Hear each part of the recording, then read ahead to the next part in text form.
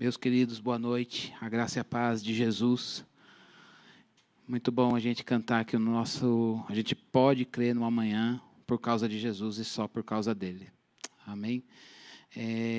Nós estamos aqui na nossa penúltima pregação de 1 Pedro.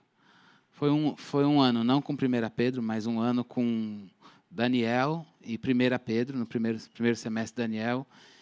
E agora, neste segundo semestre, 1 Pedro, primeira carta de Pedro. E este texto de hoje é um texto que ele nos consola. É um texto que nos traz encorajamento. É um texto que nos traz força. Mas, ao mesmo tempo, é um texto que nos desafia a um autoexame. É um texto que desafia a gente a olhar para si mesmo, como toda a palavra de Deus. E nós vamos ler, então eu convido você a abrir a sua Bíblia em 1 Pedro, capítulo 5, versículo 1 até o versículo 7. Primeira carta de Pedro, capítulo 5, versículo 1 até o versículo 7. Tem alguns versículos aí que eu tenho certeza que você já orou, já falou, eu preciso aprender a lançar sobre ele toda a minha ansiedade. Finalmente, estamos nesse texto. 1 Pedro 5, 1 a 7, então, nos diz assim: portanto, apelo para os presbíteros que há entre vocês, e o faço na qualidade de presbítero, como eles, e testemunha dos sofrimentos de Cristo, como alguém que participará da glória a ser revelada. Pastoreiem o rebanho de Deus que está aos seus cuidados. Olhem por ele, não por obrigação, mas de livre vontade, como Deus quer. Não façam isso por ganância, mas com o desejo de servir. Não hajam como dominadores dos que lhe foram confiados, mas como exemplo para o seu rebanho, para o rebanho. Quando se manifestar o Supremo Pastor, vocês receberão a imperecível coroa da glória. Da mesma forma, jovens, sujeitem-se aos mais velhos. E sejam todos humildes uns para com os outros, porque Deus se opõe aos orgulhosos, mas concede graça aos humildes. Portanto, humilhem-se debaixo da poderosa mão de Deus, para que Ele os exalte no tempo devido. Lancem sobre Ele toda a sua ansiedade, porque Ele tem cuidado de vocês. Amém. Nós estamos numa parte da carta de Pedro em que ele está dando uma série de instruções para os grupos da igreja. Neste texto que acabamos de ler, ele fala para alguns grupos da igreja, os presbíteros, os jovens, e, de uma forma geral, para todos os membros ou os leitores da carta. Por que é que ele aplica o Evangelho e fala do Evangelho para os grupos da igreja? Porque a igreja ela é essa diversidade. A igreja ela tem crianças, a igreja tem pessoas mais velhas, a igreja tem pessoas solteiras, a igreja pode ter pessoas casadas, pode ter pessoas que estão em rumo ao casamento, pode ter pessoas que estão casadas sem filhos, com um, com dois, com nenhum. Pessoas que estão casadas, pessoas que podem ter perdido seu cônjuge, pessoas, enfim, são diversos grupos. E ele diz, o evangelho é o mesmo para todos. Mas há necessidade de se pensar as prerrogativas, as demandas, as necessidades de cada grupo. Esta igreja, Fonte de Sicar, temos grupos aqui. Crianças, não temos uma grande geração de adolescentes, mas está por vir batendo a porta. Pessoas, famílias, solteiros, casados. Pessoas que já têm seus netos. Isso é uma alegria. Quais são as demandas deste grupo, da sua vida, né? Enquanto casado, enquanto solteiro, com filho, sem filho, com neto, sem neto? Seja o que for, nós temos demandas que levam a minha vida, a sua vida, a gente pensar as nossas necessidades à luz do Evangelho. Aí você vai dizer, mas será que o Evangelho dá conta da minha vida enquanto pai? Será que o Evangelho está interessado na minha solteirice? Será que o Evangelho está interessado na minha vida enquanto avô, enquanto profissional? O Evangelho está e o Evangelho dá conta. E não é à toa que essas cartas e este exato momento, ele já explicou muitas coisas do Evangelho, mas agora está no momento dele aplicar o Evangelho. E é por isso que nós estamos aqui hoje. Porque o Evangelho serve para você. Porque o Evangelho serve para mim, porque o Evangelho tem a dizer para você enquanto pai, tem a dizer para mim enquanto pai, tem a falar ao seu coração enquanto solteiro, enquanto vô, enquanto vó, marido, mulher, patrão, empregado, seja o que for, o Evangelho de Jesus é para você, o Evangelho de Jesus é para mim. A pergunta é, nós estamos aqui para ouvir essa instrução? Poxa, tenho tantas coisas urgentes. Tem tantas coisas estourando na minha vida, eu quero saber do meu papel como pai, eu quero saber do meu papel como marido, eu quero saber de presbítero da igreja, isso aí é para o Cris, é para outras pessoas, não é para mim, e pula essa parte, vamos logo na ansiedade. O Evangelho de Cristo Jesus, ele nos faz pensar a nossa vida na dinâmica do corpo. A igreja não é só de presbíteros, a igreja não é só de jovens, a igreja não é só de pessoas casadas, a igreja não é só de crianças, a igreja não é só de velhos. O corpo de Cristo é heterogêneo e isso, o que acontece com uma pessoa um outro momento da vida, com outras demandas, me diz respeito também. Portanto, hoje o Evangelho está chamando você e a mim para pensar, caramba, eu não quero ser presbítero, mas a minha igreja tem que ter presbíteros. Meu Deus, não é este o meu chamado, então cada um que dê conta do que Deus chamou. Mas o meu irmão ao lado, ele é um jovem, e eu sei que ele precisa aprender a ouvir algumas coisas dos mais velhos. Por isso, irmãos, eu queria pedir reverência do nosso coração, do seu e do meu, para o que a palavra tem a dizer. Mas isso não é para mim, mas é para o corpo. E você está nele. Isso te diz respeito também.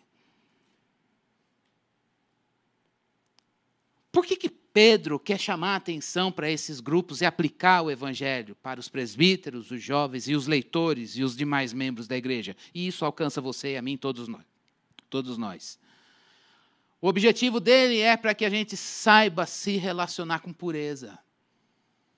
O objetivo é para que a gente não esteja aqui cada um pensando, eu sou presbítero, o outro é do departamento de jovens, o outro é não sei o quê, o outro é do louvor, o outro é ali, um é aqui, o outro, não só na dinâmica do servir e fazer a igreja, mas na dinâmica da vida.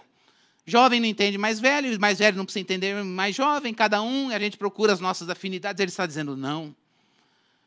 Se essa é uma demanda do corpo, nós estamos todos juntos, nós precisamos aprender a nos relacionar com pureza, pureza de coração, diante de Deus, relacionamento puro com os demais membros do corpo, na realidade deles.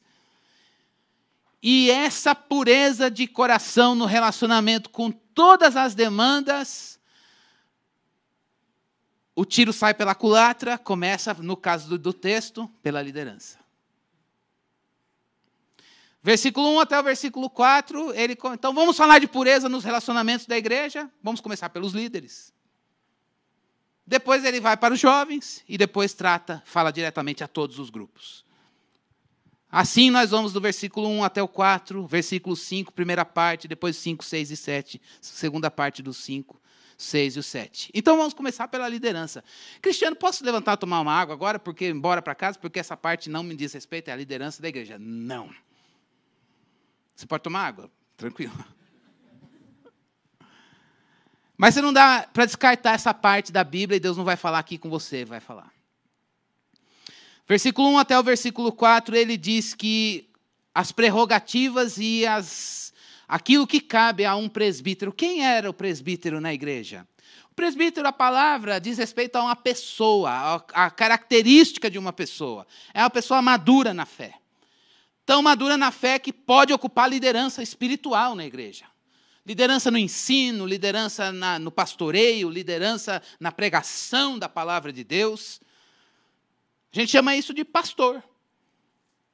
É aquele que ocupa o cargo de liderança, é aquele que lidera a congregação, oferecendo um cuidado espiritual. É aquele que está apto para ensinar, para aconselhar e pregar a palavra de Deus do jeito que ela é. É aquela pessoa que guarda a fé e adverte. Cuidado, gente. Tem uma ameaça aí. Olha aquilo lá. Isso aí está ameaçando a fé no teu coração. Ei, igreja na cidade de São Paulo. Olha o perigo da cultura. Vamos vigiar. Isso é uma ameaça para as famílias. Isso é uma ameaça para o ministério. Cuidado com o teu casamento. É aquela pessoa que vai dizer, olha, adequa isso ao evangelho. Ajusta aí. Põe evangelho na coisa. Para isso Deus equipou, deixou a palavra, o Espírito Santo e separou pessoas para pregar a palavra, para ensinar a palavra, para cuidar, para promover paz, ordem, unidade entre os membros da igreja. E não, tem aquela ala, mas ela tem que se juntar com esta. E ali tem um grupo que não quer se dar bem com esse. Não, tem que juntar. Por quê? Apesar das diferenças, o que nos une é o evangelho. E a liderança está lá. Por favor, vamos desfazer esse grupo e juntar com este. Deus ofertou para a igreja líderes que têm esta função. Agora é o momento da gente pensar como é difícil, mas também como é difícil receber um presbítero, uma liderança espiritual na tua vida. Mas a igreja precisa dessas pessoas. Isso não é um cargo administrativo. Deus separou presbíteros e Pedro deixou claro, pessoas que não são super-heróis, pessoas que não têm todo o poder, mas que buscam se entregar à palavra e ser exemplo de entrega a uma vida na palavra.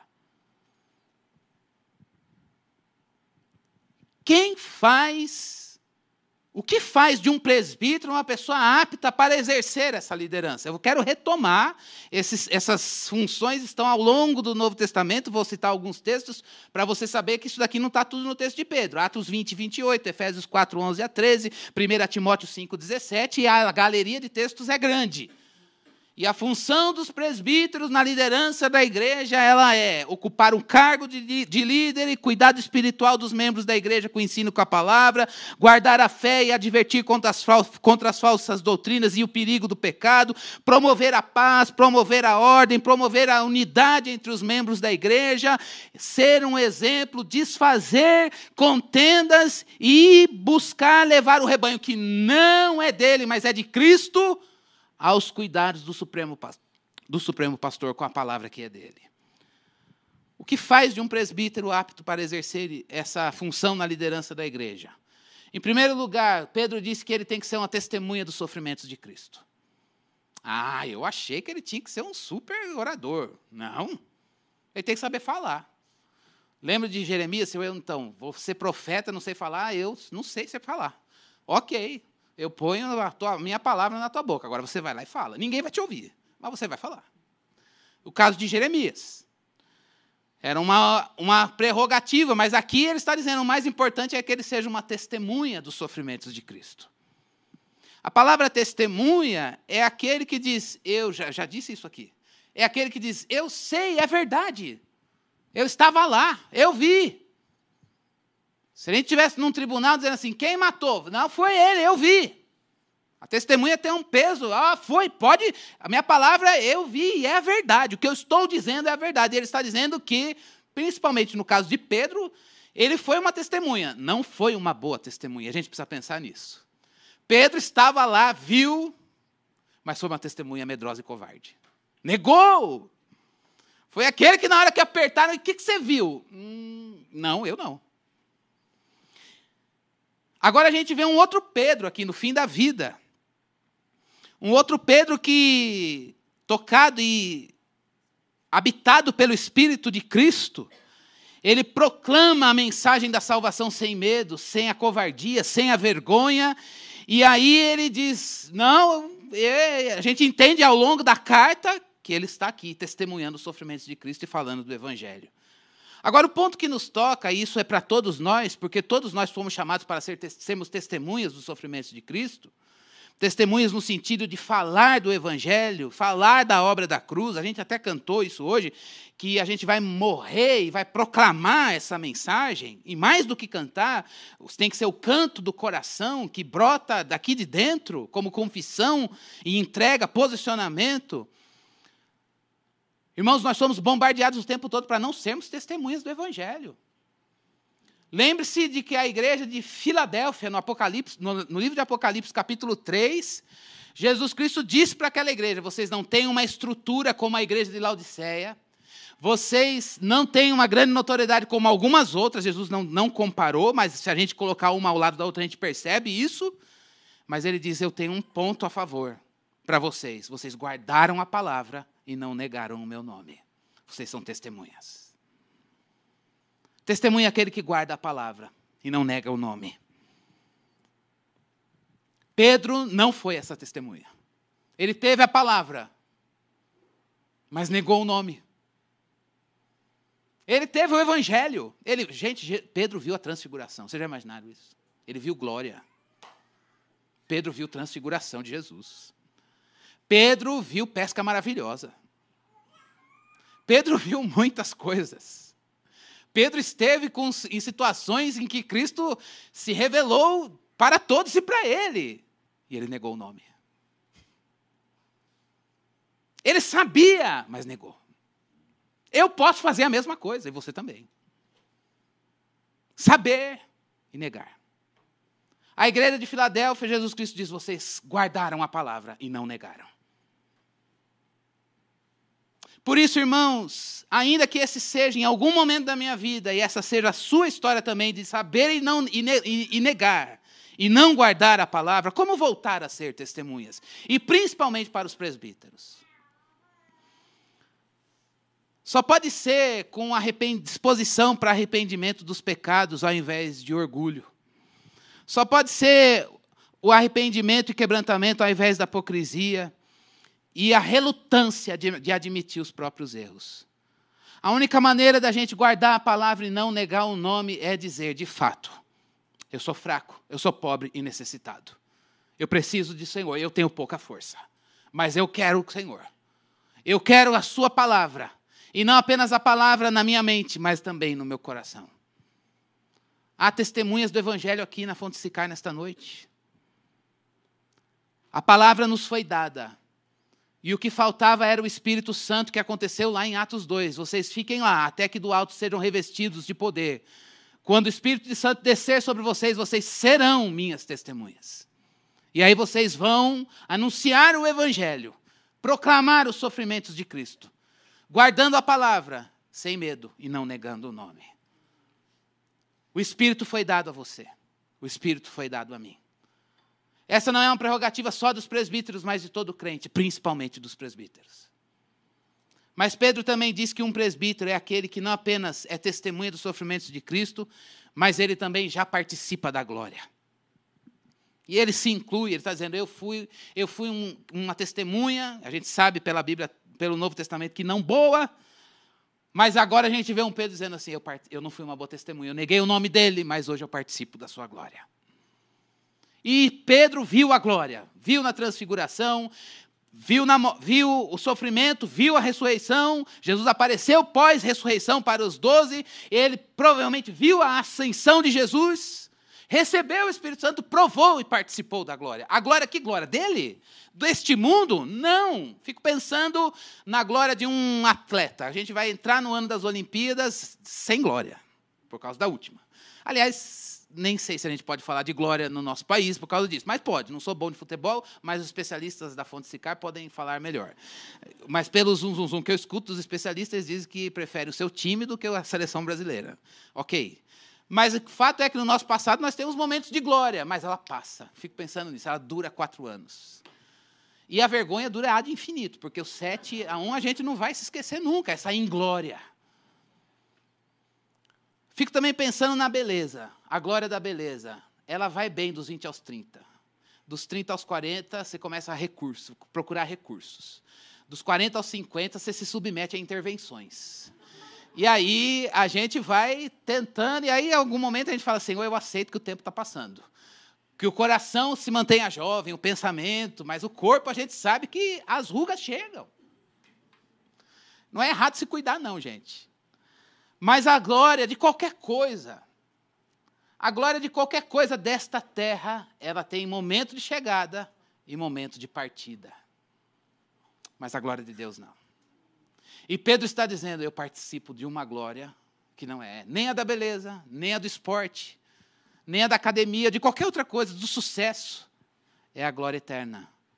E esta não vai acabar nunca. Ele diz que é uma glória celestial. Que coisa linda. Esta glória celestial você participa. Ela foi dada a mim, ela foi dada a você. Principalmente, também aos presbíteros. A glória de Cristo. Nós buscamos esta glória. Nós queremos que a glória de Cristo se veja em cada um de nós. Existe um cântico antigo que dizia que a beleza de Cristo se veja em ti, que a beleza de Cristo se veja em mim. Nós queremos que a beleza de Cristo se veja em cada um de nós hoje, nas nossas vidas e nos nossos relacionamentos, ao ponto de jovens ou velhos, atletas ou gordinhos, com louros ou sem louros, com coroa ou sem coroa, uma coisa é certa, nós provamos a glória de Cristo. Ela não elimina as outras, ela não se opõe às outras, mas ela é singular. Um crente conquistado pelo Evangelho deseja ser testemunha guardando a palavra e não negar o nome. Um crente conquistado pelo Evangelho deseja participar de uma glória que não é dele, mas é de Cristo e ela foi dada a cada um de nós. A glória de Deus, irmãos, na Bíblia, não é uma experiência só mística, muito pelo contrário, diz respeito ao ser de Deus. Dizer que a glória de Deus está aqui, dizer que a glória de Deus está na fonte, dizer que a glória de Deus está em você significa dizer que o caráter de Deus está aí. Significa dizer que as marcas do caráter de Cristo estão sendo geradas na tua vida, são encontradas em você, são encontradas em mim. É isso que é a nossa glória. Cristo aqui, Cristo aí, para que quando eu der Jesus para alguém, eu não dê uma glória que é minha, mas eu dê Jesus. E quando eu for encontrar com você, eu não queira receber a tua glória, mas eu queira a glória de Deus que está em você. Cristo aí, Cristo aqui, esta é a nossa glória. É não ter glória, mas perceber que a glória de Deus, o ser dele, é tudo em cada um de nós. Irmãos, que isso seja real em nós, em nosso meio. Como os presbíteros devem agir? Pedro lista 3 pecados que eles estão sujeitos e 3 antídotos. Aí você diz assim, vamos cobrar os presbíteros da fonte. Antes de cobrar, orem. E cobrem. Saiba o que a Bíblia diz que um presbítero deve ter. Principalmente eu quero me dirigir aos membros desta igreja. Deus, na sua soberania, nos trouxe esse texto hoje, para que na semana que vem tenhamos uma assembleia. E é sua responsabilidade escolher quem vai pregar aqui. É sua responsabilidade.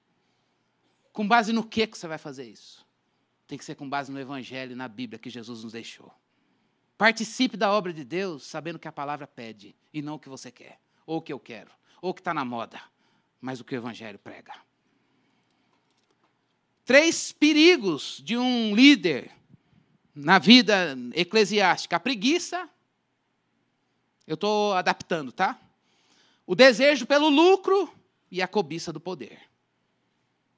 A preguiça, não querer trabalhar, não querer fazer as prerrogativas do cargo. O desejo pelo lucro, faço, mas na perspectiva do mercenário. O que é que eu vou levar em troca? E a cobiça do poder. Eu quero mandar. A autoridade está na minha mão. Vai fazer do meu jeito. Tem que ser assim. Qual é o antídoto para a preguiça, o desejo do lucro e a cobiça do poder? Para a preguiça ele está dizendo, olha, não faça, haja. Não por compulsão, ou por força, ou por exigência, mas faça espontaneamente. Faça espontaneamente. Seja um presbítero para as ovelhas e para a igreja de Deus, espontaneamente. Para o desejo pelo lucro, ele diz, olha, ao invés de você querer servir por algum benefício que o cargo possa te dar, faça para agradar a Deus. Não queira agradar as pessoas, nem pense no retorno. Mas faça de boa vontade, tendo Deus como seu alvo. Você vai agradar o Senhor. E a cobiça do poder. Ele está dizendo, faça sem ganância. Não é a ganância do dinheiro em si, mas a ganância do cargo, de mandar e de estabelecer o seu desejo, a sua visão, a sua vontade, e não o que Cristo quer. Em outras palavras, um presbítero não tem autoridade, ele tem uma autoridade que tem uma limitação, na verdade é a autoridade de Cristo. E ele está ali para expressar que Cristo é o dono. Em outras palavras, ele tem uma autoridade derivada, mas não originada nele. A autoridade quem tem é Cristo, ele é o poderoso, ele é o dono da igreja, e ele está aqui como um mordomo para fazer o que o dono da casa quer. Olhe assim para os líderes que Deus preparou para você na sua igreja. Ele não é dono deste lugar. O dono da igreja é Jesus, ele não tem autoridade própria. Quem tem autoridade, toda autoridade me foi dada. Não está lá na grande comissão? Toda autoridade me foi dada nos céus e na terra. Portanto, vocês vão indo e vão fazendo discípulos, ensinando a guardar todas as coisas que eu vos tenho ordenado. Ninguém tem autoridade própria, a autoridade é de Cristo e é Ele o dono da igreja. E ela está dirigida por Ele. E Ele selecionou, deu a oportunidade de homens estarem aqui na liderança da igreja. Por isso, irmãos, nós vivemos num tempo, a gente percebe isso no nosso tempo, em que cada vez mais o prazer pela autoridade, o prazer pelo poder, em aumentar poder, querer mais coisas para ter mais poder, em conservar o poder, mecanismos de conservação e de ostentação pelo poder. Infelizmente, é o que tem. Eu não quero fazer crítica, não, mas eu quero fazer alerta para nós, tanto para vocês quanto para nós, para mim, especificamente.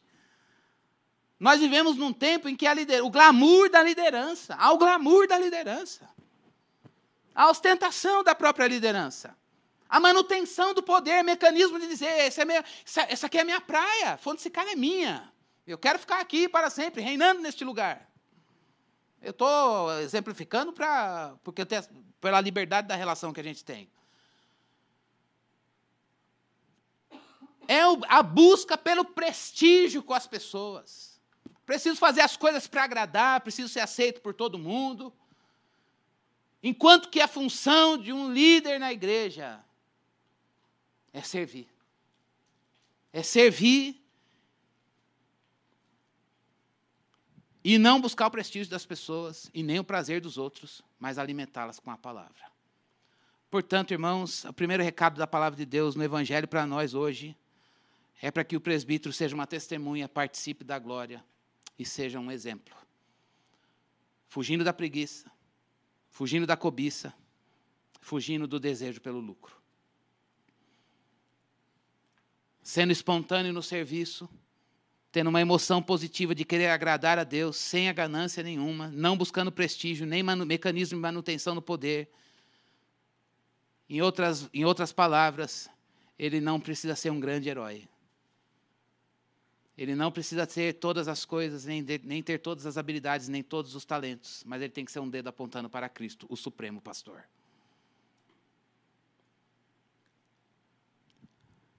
No versículo 5, na primeira parte, ele muda de grupo. Alguns costumam juntar este grupo que vem com o primeiro, que são os presbíteros, pessoas mais velhas ou maduras na fé. E aí ele chama de jovens. E o que caracteriza esses jovens, sejam jovens candidatos ao ministério, diáconos ou jovens na idade, alguns se dividem aqui. Mas o fato é que Pedro está dizendo que cabe a este jovem, seja olhando para um presbítero, um jovem olhando para uma pessoa madura na fé, se sujeitar. E o que é se sujeitar a essa pessoa mais velha, madura na fé? É a disposição para apoiar as instruções que essa pessoa tem a dar. Nós estamos vivendo num momento em que a velhice ela não é valorizada. A velhice não é valorizada, irmãos. Se você olhar a indústria cosmética, eu dei aula 4 anos para o pessoal do curso de estética e cosmética na universidade. É a coisa mais horrível. Horrível porque eu era cobaia de tudo, para tirar barriga, para tirar a mancha, para tirar... Eu vivia na aula do laboratório. Professor, nós vamos aprender surgiu como era o negócio? Sei lá, uma técnica nova, e aí chegou no laboratório, agora tem é uma nanotecnologia aplicada para a cosmética, e o negocinho entra e vai no DNA da mancha, explode todas essas manchinhas que você tem, porque você é muito branco, vamos lá. E eu falava, mas por que eu tenho que me submeter a tanto tratamento estético desse jeito? Primeiro, que a gente precisa fazer estágio. Segundo, porque você é necessitado. E terceiro, porque dá certo. E quem não quer estar bem, professor? Eu falo, tá bom, vamos lá. Pode tirar as manchas, pode fazer escamação na pele, tranquilo, raio laser não sei aonde, implante daqui, não fiz, mas alguma coisa para lá, tranquilo. Mas o fato é que no bojo, lá na essência disso tudo, tem um preconceito com a velhice. Envelhecer, eu ouvi um homem que acho que está vivo ainda, de 96 anos, um pastor, veio aqui ao Brasil há 2 anos atrás, e ele disse isso. O preconceito contra a velhice está fazendo as pessoas não valorizarem a maturidade. Isso doeu no meu coração. Os nossos referenciais estão mudando. A gente olha o velho e diz, ele não tem nada para me dar. Aliás, eu não quero ser isso. E ele disse, enquanto que a palavra de Deus está dizendo que nós precisamos, não é a velhice e a maturidade, a velhice como espaço do tempo. Mas, às vezes, a gente pode, na ânsia da busca pela juventude eterna, a gente desprezar a instrução do sábio. E a palavra de Deus não negocia este ponto com ninguém. Nós precisamos da sabedoria e da maturidade da palavra na boca de quem Ele quer dar para aprender a ouvir e aprender o Evangelho. E Deus seleciona pessoas para nos instruírem na fé. Particularmente, se você perguntasse assim para mim hoje, você queria fazer um curso para ser pastor? Eu diria, é necessário, mas o que mais você gostaria de ouvir? Um pastor mais velho. Por quê? Ele pode ser estudado, sim, mas aquele que terminou o ministério e venceu. E eu gostaria de fazer a pergunta para ele, aliás, uma pergunta que a gente já se fez aqui. Onde você errou quando começou? O que você teria a dizer para mim? Isso não necessariamente está nos cursos acadêmicos, mas é a necessidade de se buscar uma instrução, de valorizar a maturidade daquele que viveu a fé. Ele errou muito, ele não é o exemplo é Cristo. E ele pode partilhar e trazer luz para a palavra e o Evangelho de Cristo Jesus. Aliás, foi para isso que Deus nos deu para os nossos filhos. Para que nós sejamos sábios, para dar a instrução aos mais jovens. E exigir, ensiná-los a buscar a instrução dos mais velhos. Irmãos, o que está acontecendo na escolinha lá não é entretenimento, e não pode ser, e não é uma tarefa da igreja. É uma parceria e uma missão da família, e a igreja ela está comprometida com isso. Mas cabe a nós, cada um de nós hoje dizer, eu preciso instruir o jovem a olhar a sabedoria da palavra na minha vida, um vaso de barro. Por isso, irmãos, nós precisamos aprender que todos nós aqui, quando buscamos a sabedoria no sábio, nós precisamos aprender a arte cristã da obediência.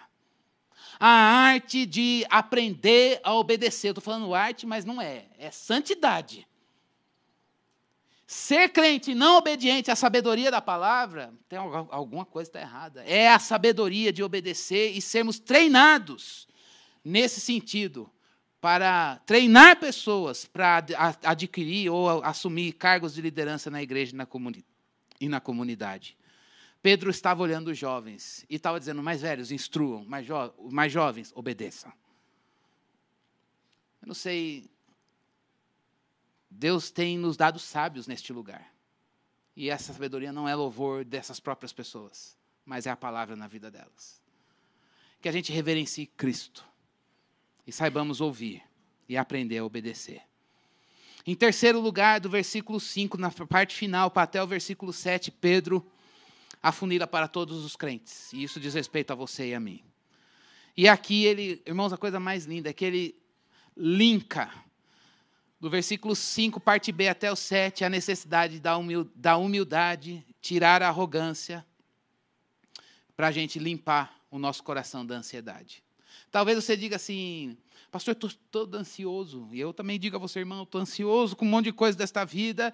E aí você pode dizer para mim sabiamente, ou eu dizer sabiamente para você, dizer, tira o orgulho. Pastor, orgulho não é o problema é a ansiedade, porque eu estou estourando uma bucha lá.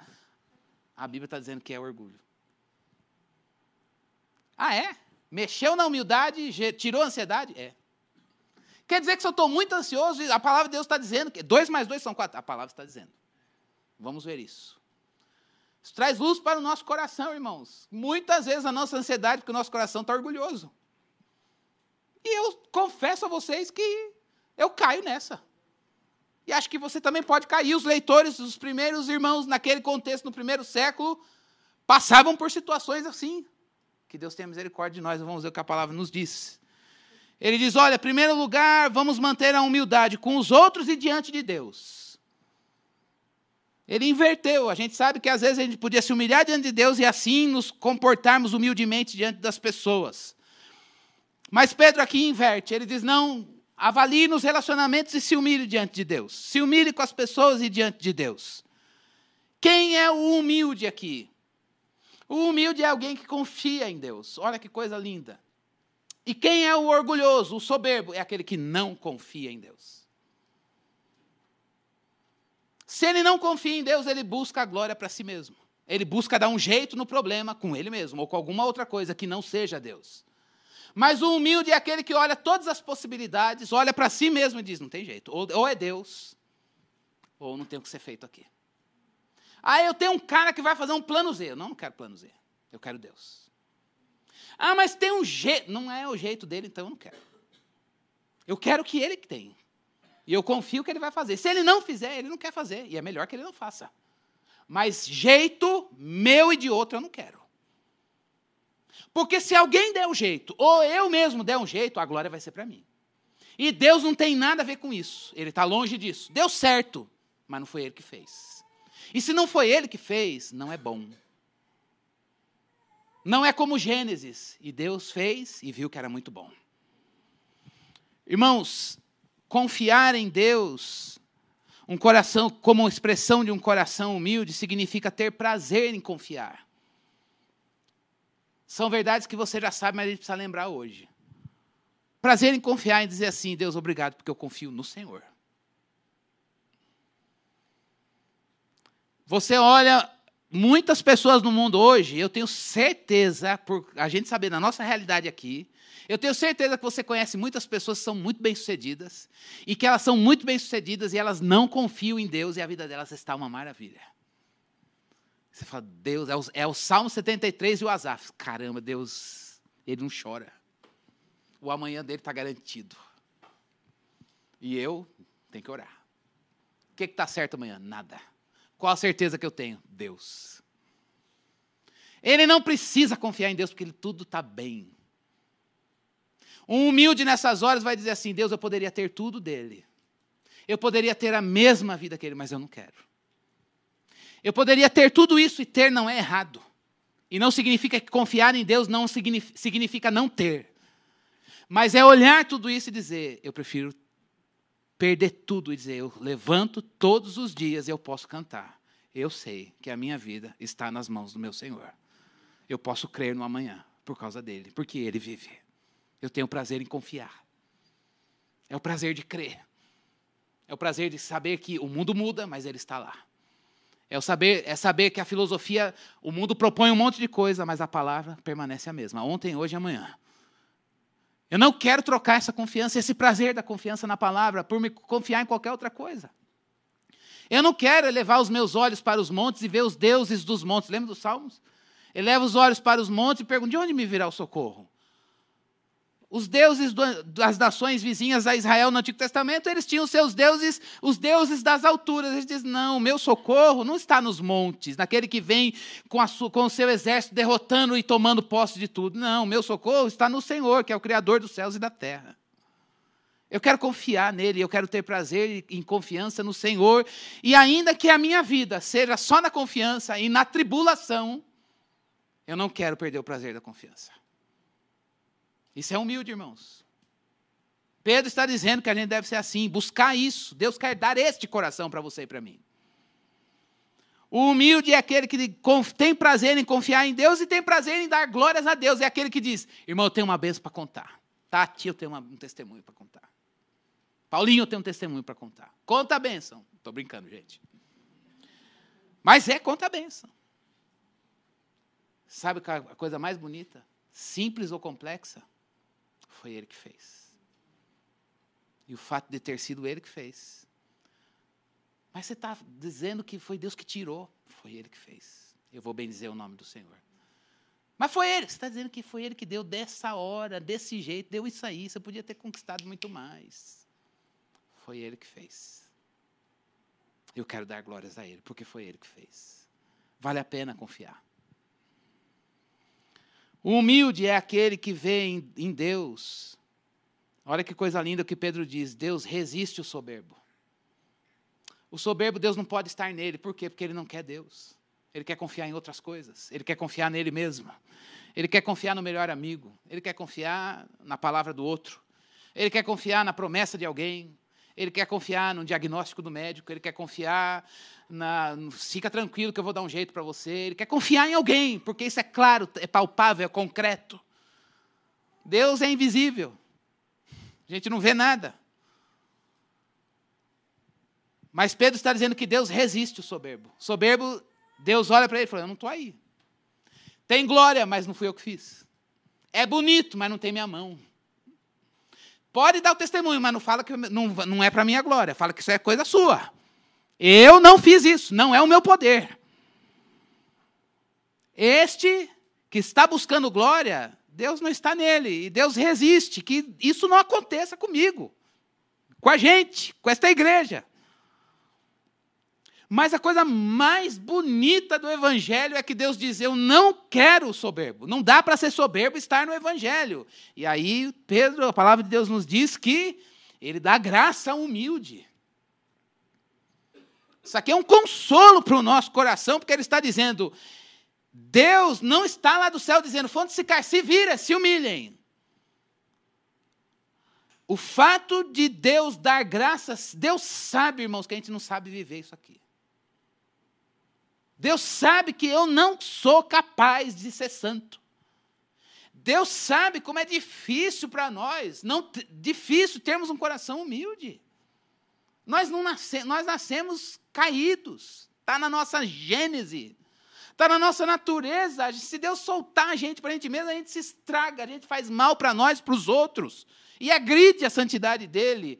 Mas a palavra de Deus está dizendo, Deus sabe disso, e Ele dá graça para a gente viver a vida cristã. Em outras palavras, a graça de Deus, que a gente canta, ela perdoou os nossos pecados, Deus pegou o nosso castigo e colocou sobre Cristo, nenhuma condenação há para aquele que está em Cristo Jesus, mas essa mesma graça que perdoou você e a mim pelo sacrifício de Cristo Jesus, esta mesma graça capacita a gente a viver a vida de Jesus. E é por isso que a gente pode dizer, eu não sou um supercrente.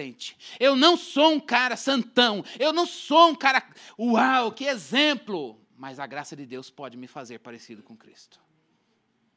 Eu posso orar, eu posso pedir, eu posso sonhar com isso. Não por mim, eu sou um errante.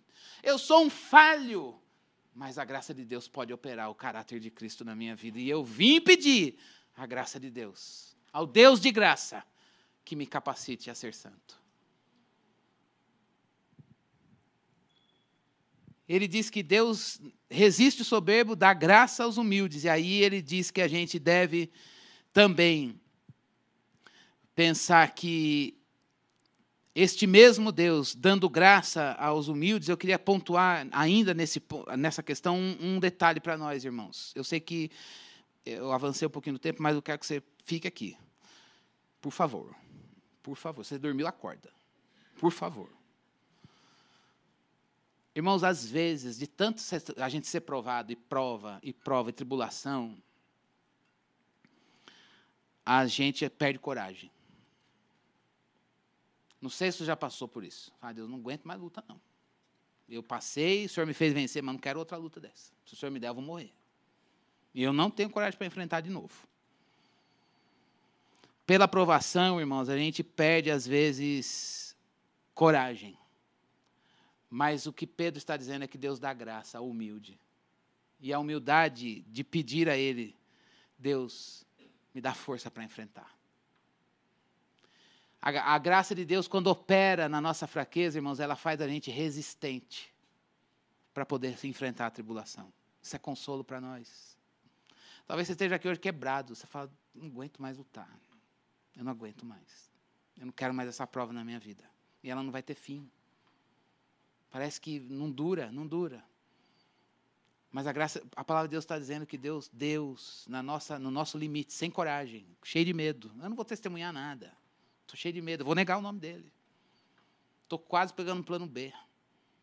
A palavra de Deus está dizendo que Ele dá graça para você resistir. E aí o próprio Paulo, em outro texto, diz que não veio sobre vós uma prova, uma situação. Deus não mandou que a gente não possa aguentar. Para nós é muito difícil. Mas a palavra de Deus diz que, na ótica de Deus, ela é leve e momentânea.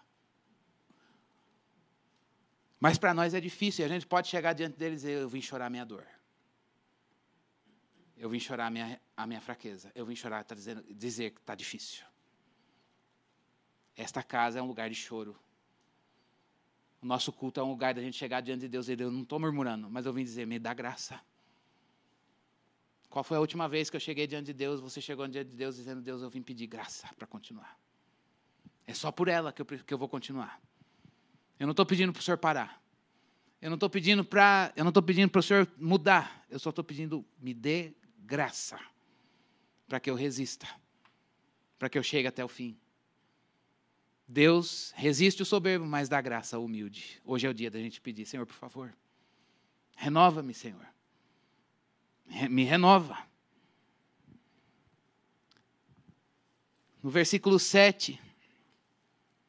ele diz, lance a sua ansiedade sobre o Senhor. Lance sobre Ele toda a sua ansiedade, porque Ele tem cuidado de você. Ele põe no plural. Eu vou adaptar e vou dizer que é ganhe humildade lançando a ansiedade. Pense nisso. Quer ser mais humilde? Lança a tua ansiedade. Irmãos, o que é ansiedade? Preste bastante atenção para a gente encerrar. Ansiedade é quando nós somos atraídos por várias direções. Tem Deus e confie nele. Mas tem aquela direção e aquela. E aquela. É igual quando eu fui no mercado sexta-feira, eu fiquei engraçado. Abriram as portas, fui comprar leite para o Pedro. Aí as pessoas pareciam igual barata tonta. O corredor, ali tem promoção de não sei o quê. Promoção, pega o carrinho, vai. Tudo era direção. Eu falei, meu Deus. Senhor, tudo gente doida, pipocando para cá, pipocando para lá, uma direção para aqui. Aí, de repente, agora, você vem aqui, televisão por R$1. Né. Eu falei, meu Deus, é só lá, vai lá. Ah, não, agora o micro-ondas caiu de preço. Aí o cara que estava vendendo pão para mim. Vontade de largar esse pão aqui e lá comprar uma TV, que eu estou precisando. Eu falei, pode ir, tranquilo, eu fico esperando. Vai lá, depois você só guarda meus 6 pãezinhos aí, que depois era o café da manhã para a galera, preciso levar o café da manhã para os irmãos. Tranquilo. É a atração por várias direções. Essa vai dar certo. Não, aquela é melhor. Essa promete mais. Isso é ansiedade. Nosso coração está... aqui, confiando nisso, naquilo. Ih, falou que ia, não foi. E aquela... mas agora eu posto todas as fichas nessa. Não foi. Aí, agora vem... não vai. Cansa. Coração ansioso cansa. A gente chega um momento e fala, não quero mais. Eu não quero mais respostas. Eu não quero mais ser atraído por essas promessas. Eu não quero mais soluções passageiras. A ansiedade, irmãos, ela debilita a nossa vida porque a gente perde confiança e a gente perde segurança. O ansioso não está seguro em lugar nenhum. Ele está sempre em busca. Está sempre atraído. Ele está sempre esperando alguma coisa e crendo que ali vai dar. E aí, quando surge uma outra, mas ele não está seguro em nada. O humilde diz, eu não quero saber. Eu confio em Deus e o que Ele quiser fazer, Ele vai fazer. Eu não vou ficar pulando daqui para lá, mudando de corredor, atrás disso ou daquilo. Porque o ansioso, além dele se cansar e perder confiança e segurança, o ansioso é aquela pessoa que toma o fardo das suas próprias preocupações. E esse fardo não é para nós. E é por isso que o Evangelho na boca de Pedro está dizendo que a gente não deve carregar esse fardo, esse não é para nós. E ainda quero falar que, por fim, que o ansioso é aquela pessoa que está preocupada consigo mesmo. No fundo, quando você está ansioso, e eu também, você está preocupado com você. Meu Deus, o que vai acontecer comigo? Você não acha que Deus é o teu dono. Eu não acho que Deus é o meu dono, que Ele dá conta de mim. A gente não acha que nós somos, eu vou falar no português coloquial, mas não entenda isso, tá? Não aplique isso teologicamente para o Senhor, porque isso é uma heresia. A gente não entende que nós somos problema de Deus. Ele é responsável por nós. A gente está preocupado com a gente mesmo, porque se a gente não sabe que Deus vai... A gente acha que Deus não vai fazer, então está apostando tudo ali, lá e acolá. Fechou. Falhou. O que a gente faz? Meu Deus, e agora? O que vão pensar de mim? Por isso, irmãos, hoje é o dia da gente olhar a palavra e dizer, Deus, eu quero lançar. Lançar, Pedro não colocou uma palavra de graça aqui. Lançar exige esforço. Lançar vai exigir de você. Lançar exige esforço para você arremessar alguma coisa para longe de nós. Lançar a ansiedade é jogar fora o orgulho. Lançar a ansiedade é jogar fora, é um ato intencional, é dizer, eu quero lançar. E assim a gente termina a meditação na palavra de Deus nesta noite. E eu quero fazer uma recapitulação e uma conclusão para a gente poder orar. Atenção, saiba escolher os presbíteros que Deus quer para a igreja onde Ele te colocou. Segundo lugar, peça graça para viver a vida cristã. Não viva a vida cristã sem a graça.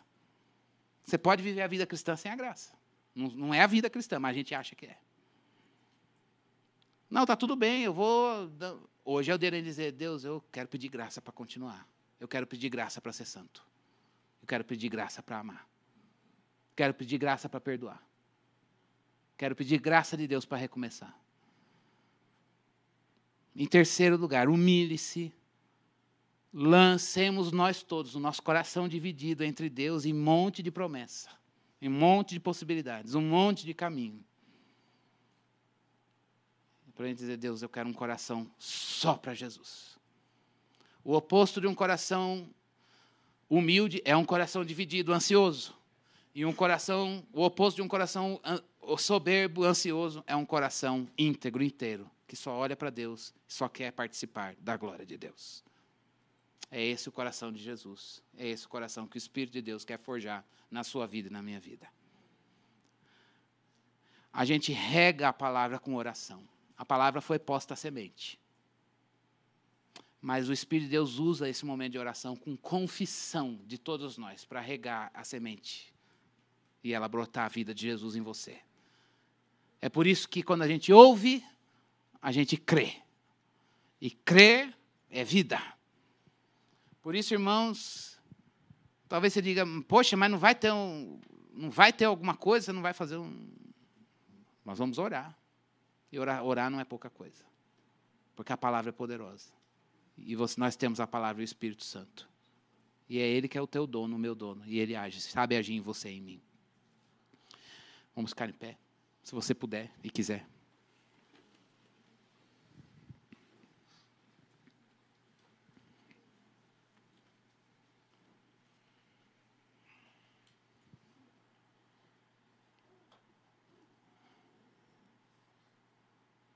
A gente não sabe o que está no nosso coração se Deus não mostrar.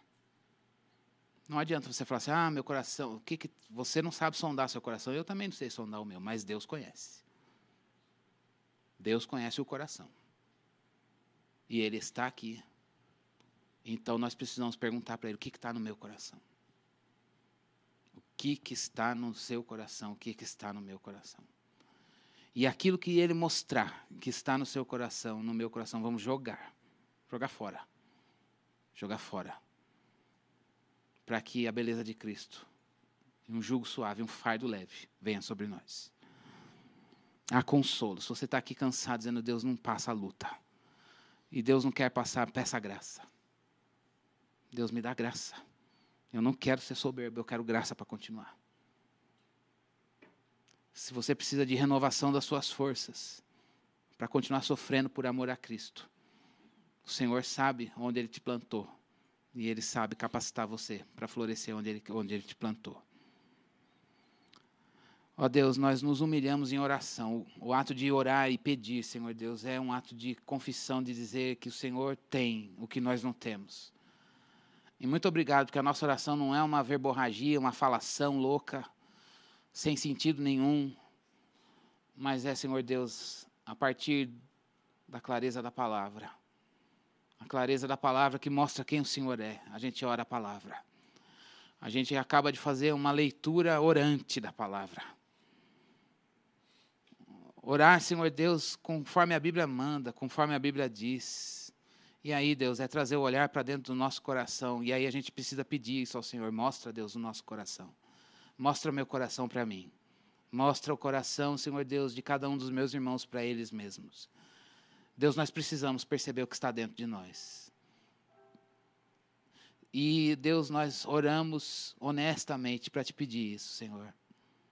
Ó Deus, por favor. Nosso coração é falso, é enganoso, ele se entretém com as coisas desta vida. Ele busca brilhos terrenos, Senhor, ele acredita nos homens. Ele confia nas promessas humanas, Senhor Deus, ele se ilude. Senhor Deus, ele se ilude, ele busca paixões, ele busca felicidade em coisas. Ó Deus, não, tira de nós esse coração, porque esse coração faz a gente ficar louco, faz a gente ficar, ó Deus, como um animal selvagem, Senhor Deus, andando de um lado para o outro. Tem misericórdia de nós, Deus. Senhor, nós pedimos ao Senhor sanidade, nós pedimos nesta noite ao Senhor, Deus, saúde para o nosso coração. Nós pedimos ao Senhor, ó Deus, um coração que seja testemunha de Cristo. Tira o medo do nosso coração, medo do Evangelho, medo de defender o Evangelho, medo de falar o Evangelho, de pregar o Evangelho. Limpa o nosso coração, limpa meu coração, Senhor. Ó Deus, por favor, nós queremos ser testemunhas dos sofrimentos de Cristo, não como Pedro, mas como a igreja de Filadélfia, que guardou a palavra e não negou o nome. E para isso nós precisamos pedir graça. Nós queremos participar da glória de Cristo. Deus, se o nosso coração tem buscado glória em outras coisas, numa família exemplar, num corpo bonito, Senhor Deus, na estabilidade financeira, Senhor Deus, nos bens e nas posses, Senhor Deus, numa aparência, ó Deus, em qualquer coisa que nós nos apoiemos para ter glória, Senhor Deus, ajuda-nos hoje a participarmos da glória de Cristo. Nós queremos ser partícipes desta glória, Senhor Deus, porque esta glória não é nossa. E ela ninguém pode roubar. O tempo não vai desfazer, ela é eterna, será para sempre.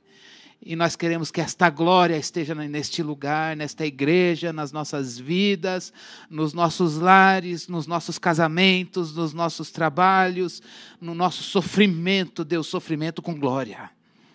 Participantes da tua glória. Ó Senhor, por favor, faz isso no nosso coração, Senhor. Nós clamamos para que a glória do Senhor se veja em cada um de nós. Ó Deus, nós clamamos ao Senhor pelos presbíteros desta igreja e da igreja de Cristo na face da terra. Levanta pastores, Senhor Deus, que amem o Senhor mais do que a si mesmos.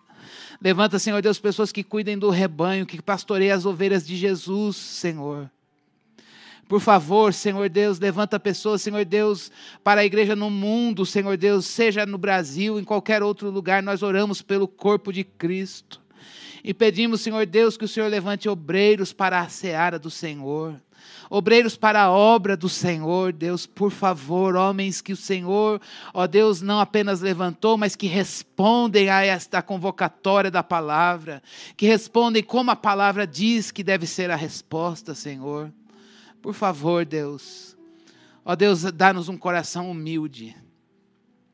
Dá-nos, Senhor Deus, um coração humilde que reconheça a sabedoria no velho, a sabedoria da maturidade, a sabedoria da palavra na vida de alguém, e aí a gente se sujeita louvando Cristo e a palavra.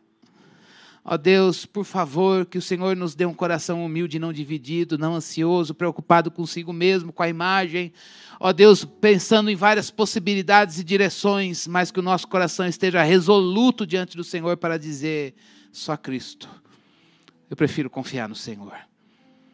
Deus, fecha as possibilidades que nós estamos na ansiedade pensando em que vão dar certo. Ó Deus, fecha os caminhos de fuga, Senhor.